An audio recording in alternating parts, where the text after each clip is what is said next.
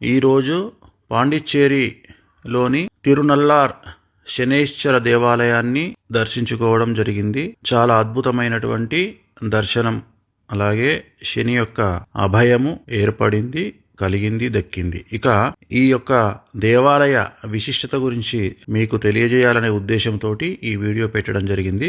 ఇది నలమహారాజు ఏలినాటి శని బాధింపబడుతున్నటువంటి సందర్భంలో ఈ దేవాలయానికి వచ్చి ఇక్కడ కొలనులో స్నానము చేయడం వల్ల, అలాగే ఆయన ఈ శనిని పూజించడం వల్ల ఆయనకున్నటువంటి ఏలినాటి శని దోషాలన్నీ తొలగిపోయాయి, ఆ బాధలన్నీ తొలగిపోయాయి అని చరిత్రలో ఉంది. అలాగే ఆయన స్నానం చేసినటువంటి కొలనుకు నల తీర్థం అనే పేరు వచ్చింది.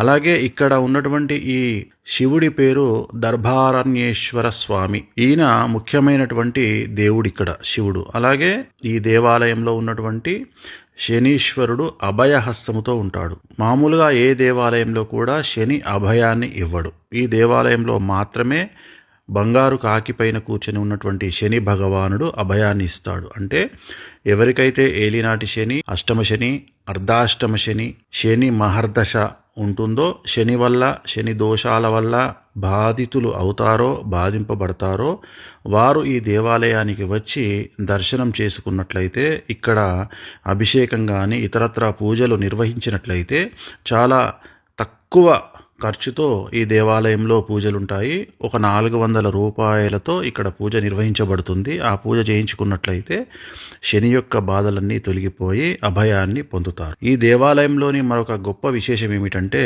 ఇక్కడ రాకెట్ శనీశ్వరుడు అని ముద్దుగా పిలుచుకునేటువంటి శని భగవానుడు ఇక్కడ ఉంటాడు. ఇక్కడ ఆయన ఉన్నటువంటి ప్రాంతము పైన ఎటువంటి రాకెట్లు కానీ ఉపగ్రహాలు కానీ ప్రయాణము చేయవు. ఒకవేళ చేసినట్లయితే అవి స్టక్ అవుతాయి, స్తంభిస్తాయి అని సైంటిస్టులు కూడా నమ్ముతారు. ఇస్రో కూడా అదే నమ్ముతుంది. కారణం, శని ఇనుముకు అధిపతి కాబట్టి ఆ రాకెట్లు కానీ ఉపగ్రహాలు కానీ ఇతరత్ర ఏవైనా టెక్నికల్ ఇక్కడి నుండి పైనుండి ప్రయాణం చేసినట్లయితే స్టక్ అవుతాయనే భయంతో వాటిని ప్లాన్ చేసేటప్పుడే ఈ దేవాలయం పై నుండి ప్రయాణం చేయకుండా ప్లాన్ చేస్తారు. సో ఇలాంటి గొప్ప చరిత్ర కలిగినటువంటి దేవాలయాన్ని శని వల్ల బాధింపబడే వారు ఎవరైనా ఉన్నట్లయితే దర్శించుకొని శని అభయాన్ని పొందండి. ఓం నమో శనేశ్వరాయ నమః.